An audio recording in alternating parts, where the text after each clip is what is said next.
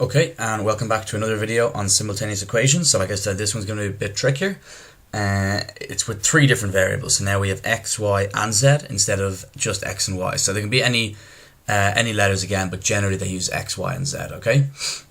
So the main thing, just be really careful about this, is you have to keep really organized, keep everything labeled. So I'm using different colors and letters here. In the exam, obviously you won't have time to change color and everything like that, but make sure you label everything really clearly because it's really easy to get confused and mixed up. And the worst thing about getting confused and mixed up is if you get the question wrong. So at the end, if your answers have decimal points and you think they shouldn't, and yet it's so hard to find which is which and where you made the mistakes. So it's really important just to keep everything organized, labeled, try and be as tidy as possible. So I'll try and be as tidy as possible in this video, keep it nice and neat and organized, okay? So the idea is, like last time, we had to just cancel out the y's, okay? We're going to do the same thing. We're going to cancel, first I'm going to take a and b, I'm going to cancel out the z's, and then I'm going to take b and c.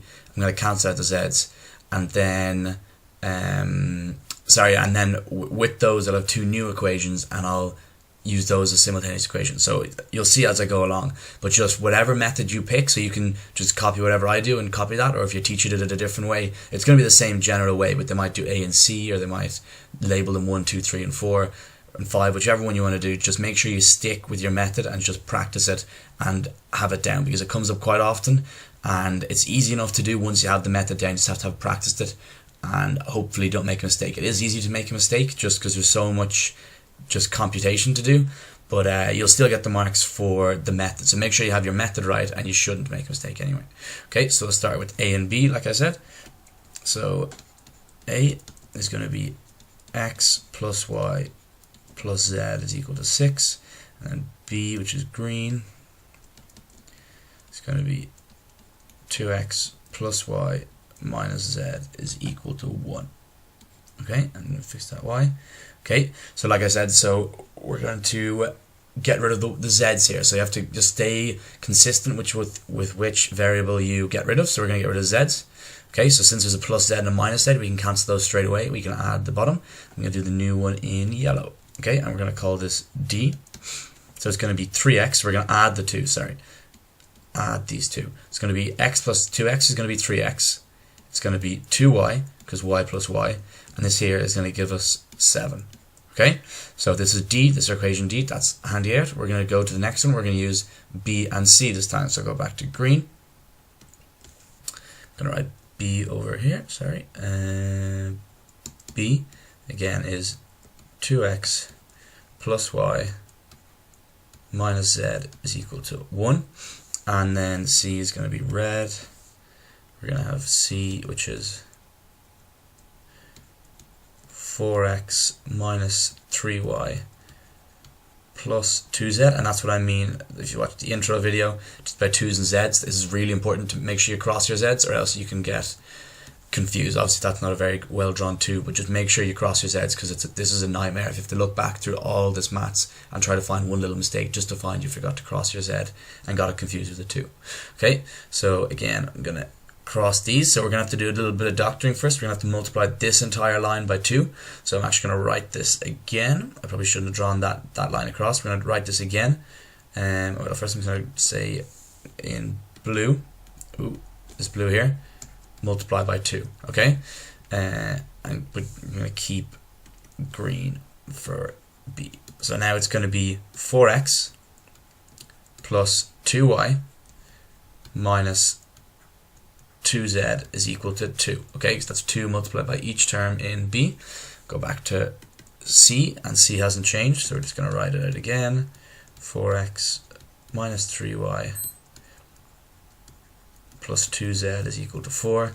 And then do this line and add the two of them, okay? So I'm going to use light blue for E, which is going to be our last one, okay? So E. So we have obviously A, B, C, D, and E now finally. So add these two, we're going to get 8x. Add these two, so it's plus 2y minus 3y. We're going to get minus y as our answer. These are going to cancel because it's minus 2z and plus 2z should be equal to 6. Okay, and now we have E.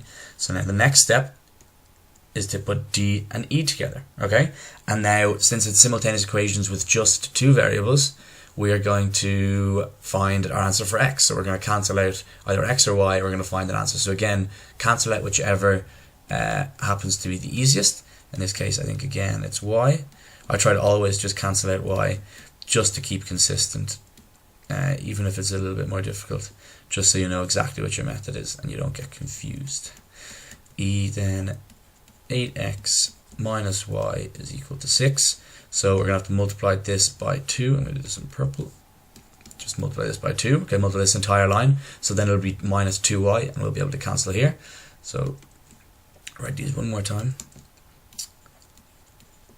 3x plus 2y is equal to 7.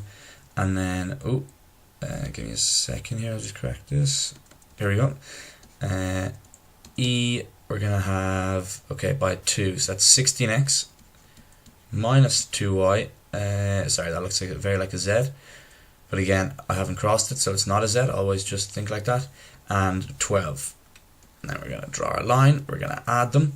So we're going to get 19x. These are going to cancel.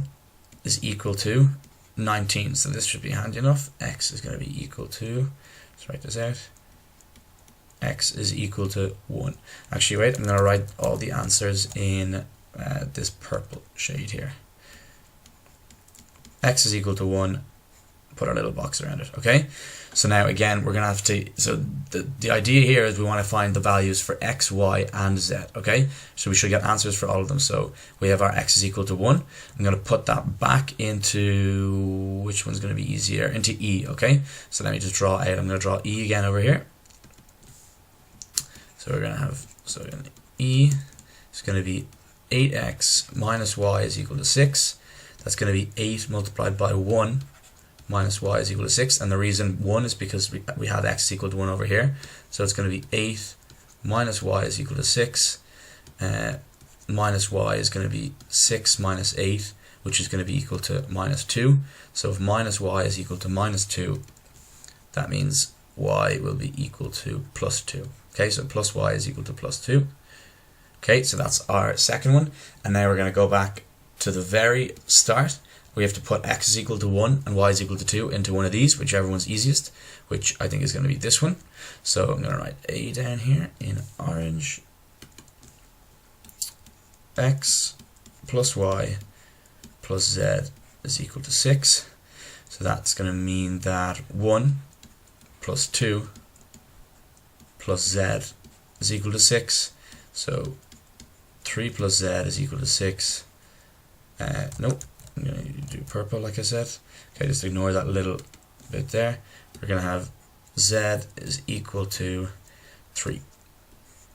And there we have it. There are 3 answers on the screen. We have x is equal to 1, y is equal to 2, and z is equal to 3. So that's how you do simultaneous equations with 3 variables.